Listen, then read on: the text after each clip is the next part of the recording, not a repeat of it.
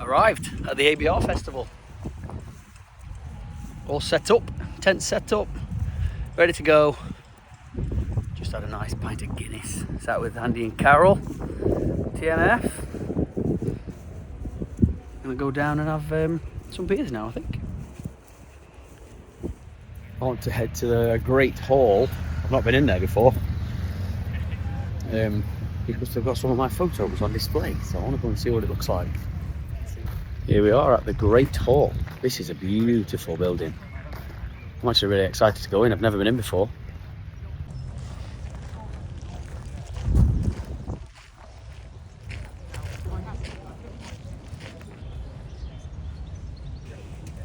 Let's go and have a nosy.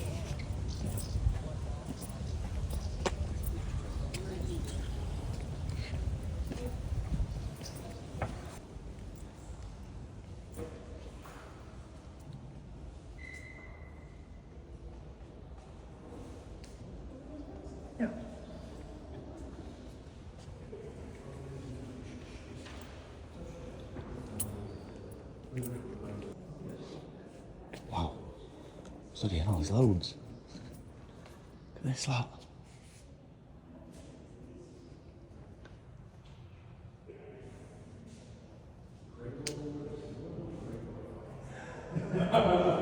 Wow.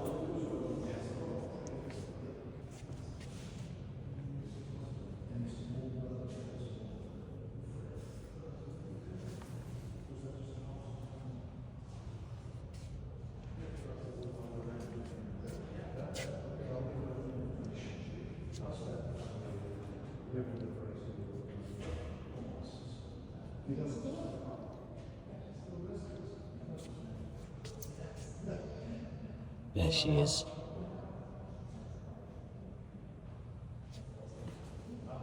Wow. Amazing. That's amazing. I'm blown away by that. The music goes down, the fun begins. Welcome back to the Bridgestone stage. Hands up if you're having a good time so far at the ABR Festival. That would have been so awkward if nobody had put their hands up. I should stop asking dangerous questions. I've got a pretty good idea who you are here to see next. So let's dive straight in, give you some background information. Richie learned to ride when he was just 8 years old. His first bike was a Honda Cub 70. There's too much to read here. That's because I like doing the research, and I think Richie's very, very interesting. Since then, he's ridden across America on his Honda VR 800, the Silver Lady. That's quite a cool name. My bike was called Tinkerbell, that's way cooler. And then up to the Midnight Sun in Norway, semi-professional musician for over 30 years. He's played on stage on Broadway, Nashville, the Cavern in Liverpool, and fronted the Liverpool Philharmonic Orchestra. Does this man's talents have no end? It's quite intimidating.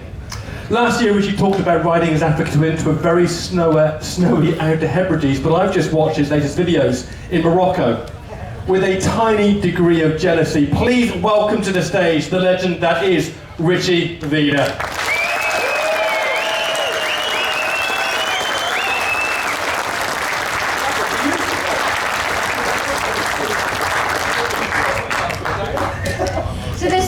To include in an interview, and I know this interview is going to go really, really quickly. So we better get started. I've just got to say that intro was fantastic. That's all her. That was amazing. You can pay me later. Thank you. I thought I was introducing Brad Pitt. And then? Well, actually with the goatee and the glasses, I've got to say, yeah. There you go. So, I know Simon mentioned Morocco.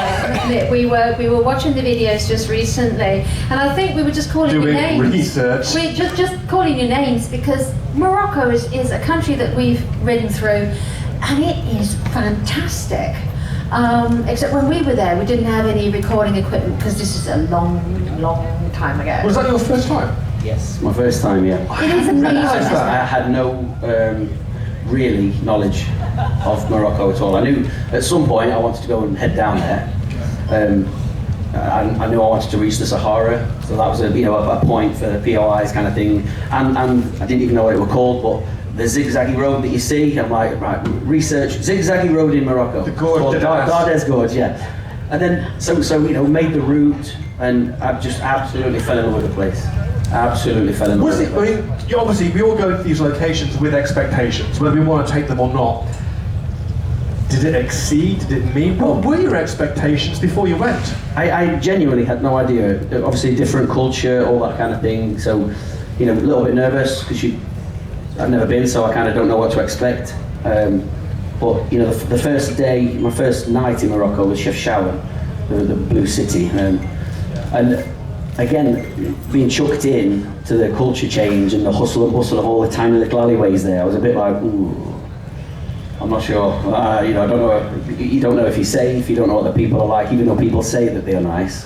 I've not witnessed it yet, But then, quite quickly. In fact, arriving in Chefchaouen, I took a fresh set of tyres with me, and I thought, when I get to Chefchaouen, I'll see if I can find somewhere to fit them.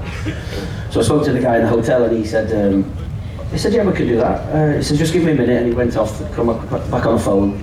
And he said, yeah, I've got a guy that's going to come, he's going to take your wheels off, and then take them, and then he's going to come back and put your bike back together. And I'm like, okay, can I not just ride the bike to his garage? And he said, well, the thing is, you can just enjoy the sunset. Go and enjoy yourself while your bike gets thinking. And then I'm thinking, when in Rome, okay, yeah.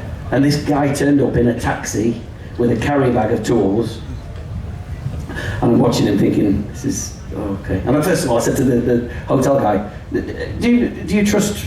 Is this okay? He says, oh, does he know what a motorcycle is? On my reputation, kind of thing. He was saying. So I'm like, do you know what? Yeah, let's do it. Go for it. And how much is it going to be, by the way? And I think it worked out to be something like 18 quid. 18 quid. And I'm like, what? So he's going to come along, he's going to take the wheels off, he's going to bugger off, and he did, and it was very weird watching him walk off with my wheels under his arm like that. This guy that just arrived in a taxi with a carrier bag. Who you knew intimately. Yeah, exactly, yeah. I'm like, this is quite possibly the end of the trip. But what an adventure. Exactly, yeah. So you wouldn't let anybody do that here, would you? And exactly. Exactly. Hello, I'm from Quick Fit, can I get your tyres? Bye!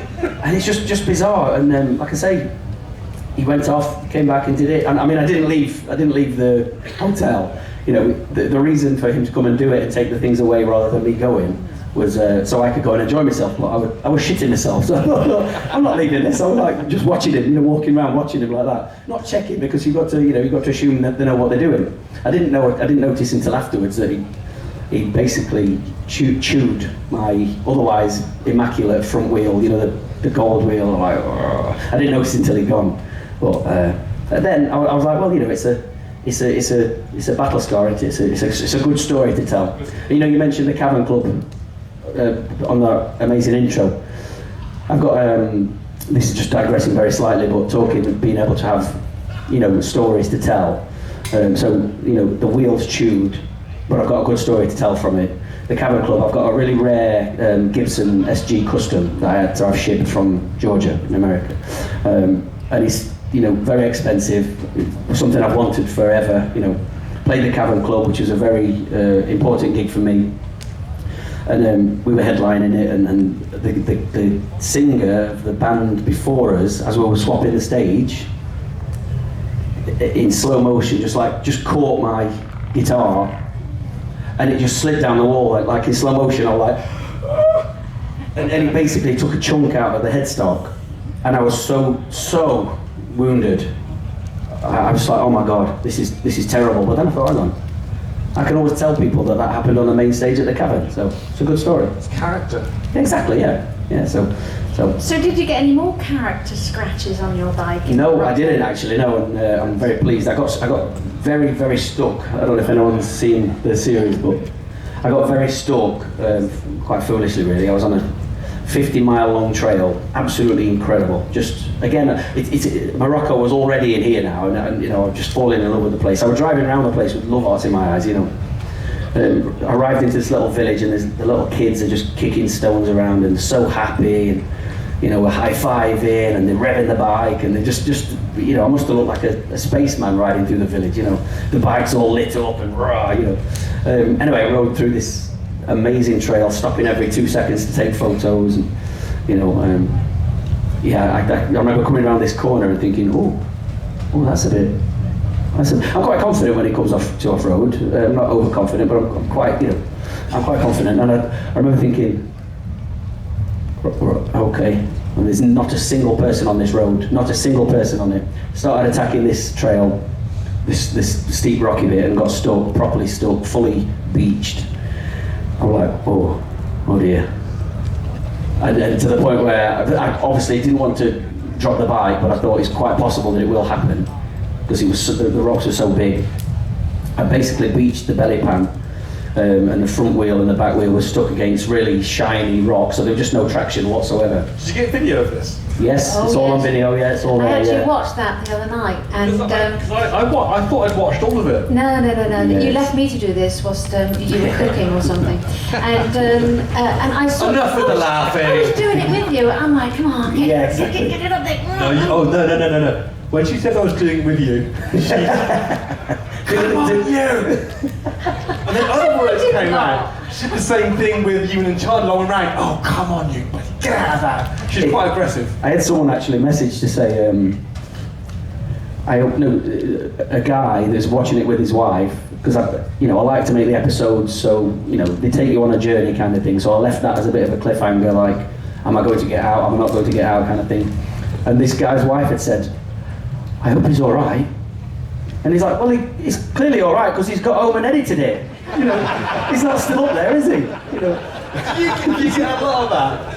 Do you get fan mail? We were worried. Did you make it home okay? We didn't get 3 rings. All the time, I'll get things like, again, during an episode, someone will comment to say, oh, well, when you go down there, take a left, and then blah, blah, and then if you go over that bit, and I'm like, this is 3 months ago. I'm not still sat here, like, stuck. But yeah, that happens all the time. Could have sent you a care package. Exactly, yeah. But yeah, that I could have really panicked there, and it could have all gone south. But I just, took a moment, just took my lid off, just. I think that's it. Drink of water. Stepping back, yes. isn't it, and having a look at the situation. Giving yourself space to think how to do it. Yeah. I just take a step back, have a look at the situation, and then I shout at Simon to do the work. But you don't This is have how you do it. You don't have that. You've got to sort it out on your own. Does that make you think a little bit about which route you're going to take because you are on your own? Not really, and I think, again, if I saw something that was really impassable, I wouldn't attempt it. I wouldn't attempt it at all, for safety. So jokes aside, you don't look at something and go, you know what, if I do make it, that'll be epic. If I don't make it, I'll make a great video. You're not thinking about the YouTube stuff all the time? No, never. That's cool. Never. I do what I do, and what comes of it, whether it's good or bad, whatever. I never think, this will make great viewing. So the writing comes first and the filming comes second? Yeah, I film more. I know a lot of people do it different, but I film everything. So the second I start, I'll switch the cameras on, sync it all together, and I'll film the whole lot. That is and then I just a massive job. I just find doing that, it becomes more natural then, because you kind of, you're not starting and stopping cameras thinking, you're not in action mode. If you started when you set off, again, whatever happens, and you've got it, rather than thinking, oh, this will be cool, I'll go and do this again, kind of thing. So yeah, so I film the whole thing and then just delete 90% of it, in the edit. But that does take a long time. It does take a long time, but that's the way I've always done it, and I'm completely used to doing that now. So at the end of each day, how much footage do you have to download generally? And aren't you carrying kind of like, I know when we were doing it, we carry heavy hard drives everywhere. Are you worried about losing this footage? The hard drives are now, the SSDs, and they're tiny, they weigh nothing. I probably transfer 600 gigabytes every day. Probably more. 600 gigabytes. Have you ever lost any? Oh yeah, I lost... Do you use bad words? Several times. I did one. We did the Wild Atlantic Way. The first ever time that we did the Wild Atlantic Way. We, I think we're probably 3 or 4 days in, and I'm talking everything. So the helmet camera, the pista camera, the drone, the DSLR images, and then we got to a place on the west coast called Dingle, and had a lot of whiskey, a lot of it. And the next morning, and I'd always transfer everything at the end of every night. Sorry, the beginning, before I have a drink, I'll get to where I'm going to get the bedroom set up, start transferring footage. That sounds professional. You concentrate and everything's normal. Anyway, so this particular time, we kind of started the first lot going. Right, I'll start that. I'll come down to the bar, started on the whiskies and Guinness straight away, and didn't get to finish it. So the next morning, I'm like, right, I need to get this finished. I'm chatting away to some of the other guys, and I know you should never do this. As a rule, you should never, ever format your memory card in the computer. Always take it from the computer, format it in the camera. Once it's left the computer, everything's safe, you've completely finished with it. Format it, everything's gone, it's fresh and ready to go. So what I did, with my whiskey eyes, chatting away, we'll be ready in a minute, yeah. Again, broke my own rule. I'm going to format the memory card. I didn't format the memory card. I formatted the hard drive. And it was one of those, are you sure? Yeah, of course I'm sure. Click. The second I pressed it, I'm like, oh my God, it's gone. Everything's gone. And obviously my head's still going with whiskey, you know. And we ended up having to find this computer shop. And he basically got everything back for about 30 quid. But what? 30 quid. I'm like, I've been through this before. The thing's coming back. I've lost it. When we did the America series, one of my hard drives went down. Nothing to do with me. I didn't format it, but it went down. And I'm sure I paid something like 1,500 quid to have it sent off, and you know, white glove treatment, and it came back. It came back. I'm really, with my workflow as well, I'm really neat and tidy, so the housekeeping is perfect. You know, that card on that day is there, so I know what that is. I know exactly, when it comes to working with it, I know exactly where everything is. But 30 quid? I know. Because we did lose a hard drive for South American footage, and after crying, someone said, I've got a friend, he's military, this, that, and it was about £1,500 that we didn't have. Yeah. So we got the money together. And there's still no guarantee. They even say to you, don't they? It's going to be £1,500, but you still might not get anything. I'm like, oh. See, I was thinking you were going to say, yeah, you know, the camera dropped and the hard drive broke. I wasn't expecting you to say, oh, yes, I lost a bunch of stuff, and it was me. Yeah, I like that. That's so much worse. It was. I was so angry at myself. So I don't mean in a bad way. I'm thinking, they were yesterday. There were wild horses running alongside us, and it was beautiful. But you just have to go back. do it all again. Go back, yeah. So I'm going to actually circle back to Morocco, because I love Morocco. Yeah. And you headed off to one of our favourite areas, Mazouga. Yes. So you and sand, how's that? Well, I'm quite confident again. So I've toured Iceland. Did you get on the the talcum powder? Yes, I got. Not on a bike. No. So I rode in, thinking I'm not sure how close I'll be able to get. I wanted that photo. I wanted to be able to capture my own image of the Sahara with the windswept top. If I can get the Africa Twin there as well, that'll be amazing. So I'm riding in. Quickly realising how heavy the Africa Twin is, you know, I'm just going like this, oh dear. It's just sinking in that talcum powder. And anyway, I managed to get the photo, and magically out of nowhere, there's not a single person around. Got this photo, magically out of nowhere, this guy is just behind me. You want some? And he basically brought me, the little trinkets, like, I basically filled it with Saharan sand for my daughter, you know. Do you want to buy? Not for buying, just for the pleasure of the eyes. You can see. It was really great. But yeah, the Africa Twin, again, I was thinking, I've got to get this back out of, where I've nosedived it into this pit just for the photo, then I've got to somehow manage to get that back out. And the guy is saying to me, too heavy. I'm like, I know, yeah, I know. And then with now you tell me. He must have thought I was a right idiot, because again, I'm on the sand, and I was trying to turn all those fellow Africa Twin owners will know that to turn all your aids off, you've got to jump through hoops, you've got to press this button, that button, blah, blah, blah. You can turn everything off, but it's a nightmare to do it. So this guy is behind me helping me, and I'm going, just 1 minute. Bike's just like sinking and stopping, the power's going, no, we're not giving you any power. And I could not remember how to get these things off. I'm thinking, this poor guy's going, what the hell is this? He's thinking it's not your bike and you just nicked it. Yeah. It took me ages, but anyway, we got it out, and then he's just going, gas it! I'm like, I am!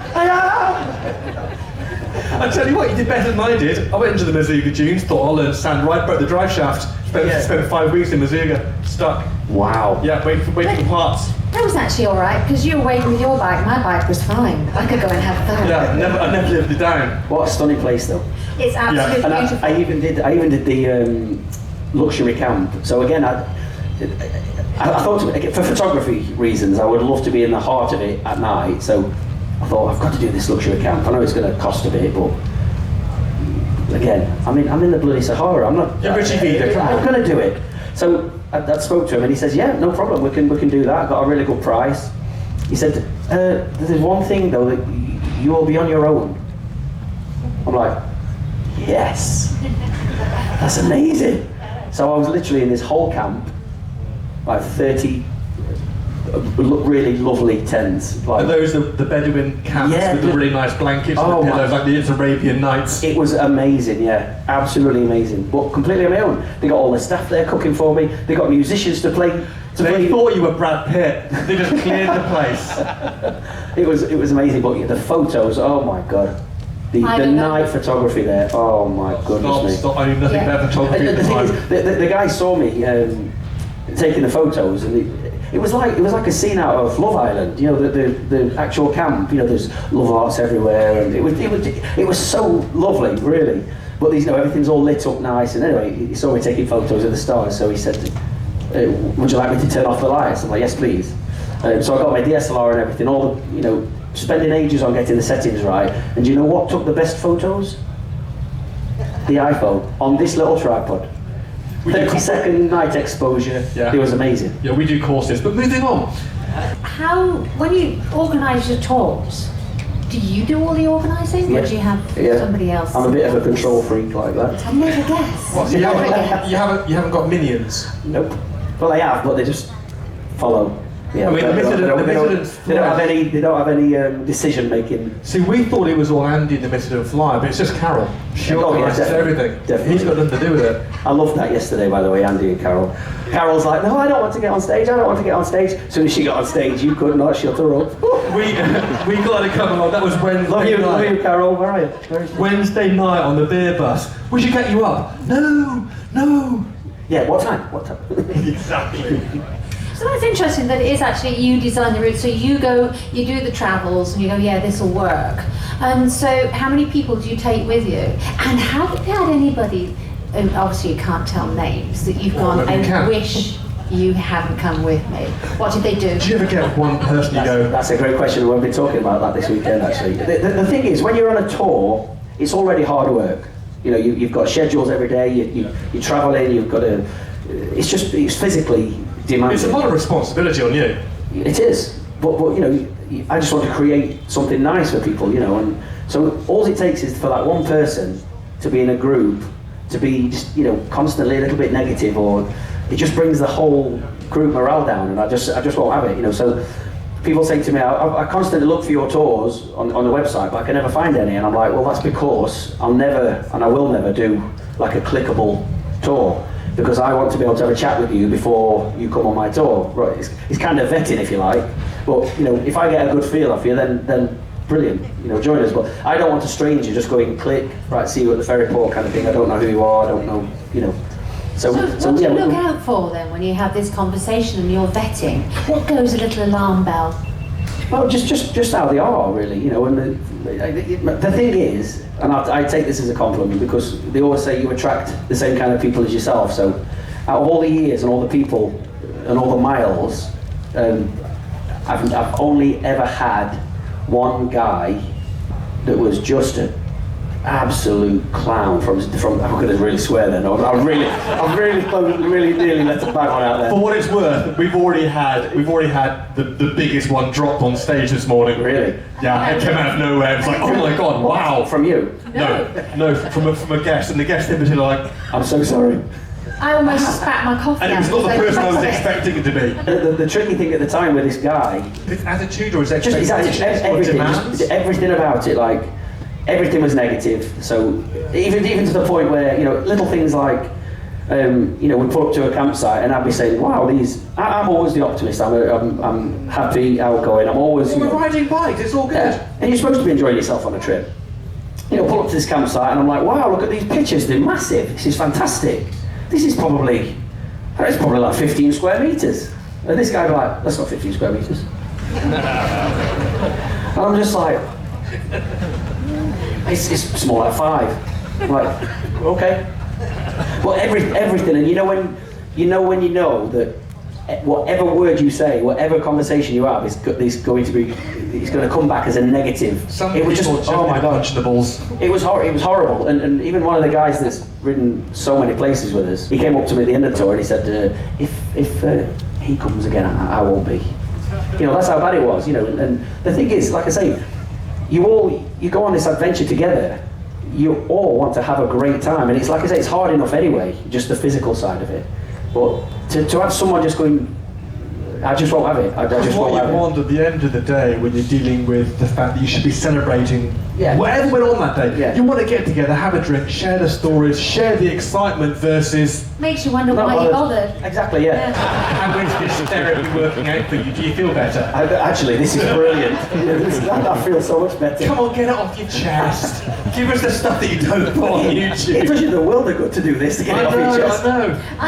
I know that time is going to run on, and I can't even believe that we're almost close to question time, but there's one thing I want to do. We've not spoken about your music, and I know that's a very, very big part of your life still. Yeah. So what's happening with that part? And do you have any time? You seem to be out on the motorbike. I know everyone says that all the time, but again, it's always been this way, so it's just completely normal for the going off gigging and doing stuff like the other day, for instance. I've been in the middle of this is going back onto the therapy thing.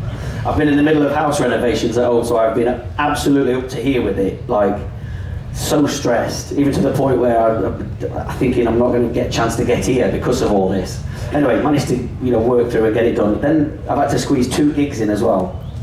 Played the first gig, first couple of songs on the piano, no problem. Jumped on the guitar to sing a song on the guitar. My hands wouldn't work. I couldn't make my hands make the chords because they were that swollen and battered from all the work I've been doing at home. I'm like, oh my god, pretending I'm playing to the audience there, and I'm really going like this with my hand. Jesus Christ, come back. But yes, I still gig all the time, and I adore it. So if somebody said, where are you going to be, like next weekend, music playing? I'm in Derbyshire myself, so we based a lot around Derbyshire. Yeah. So Simon and I just want to come and check you should. That's all. Yeah, you should. Yeah, I will let you know, definitely. That sounds good. Now we're at question time, so get your questions ready. All right. I want the first question so I can head in the right direction. And be good. 10 minutes. Right, got one there. And nothing's off the table. Yeah, he'll answer anything. That's what he said. Steady. 1, 2, 3, make some noise! Thank you very much, guys. Thank you. Always a pleasure. Thank you very much. Always a pleasure. Yes, thank you. Yes, definitely. Thank you very much, everybody. Thank you. Thanks, mate. I've got the ability to let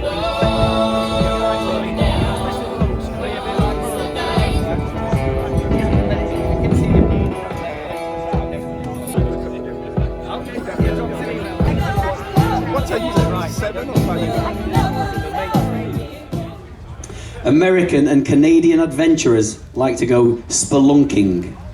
I beg your pardon, Richard? Exactly. What would British adventurers call this activity? Spelunking. What is it?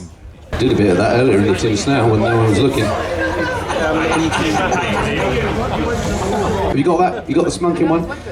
You do the singing. Have you got the what one? The splunking. You do this. You do the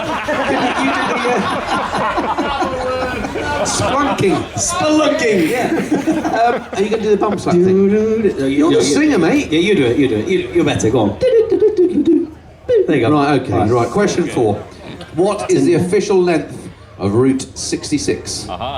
Take it from there, Rich. I've got an incoming message. Incoming message for Andy. Right, so to keep this completely fair, pass your sheets to the next group to you, the next team, because we don't want any cheating.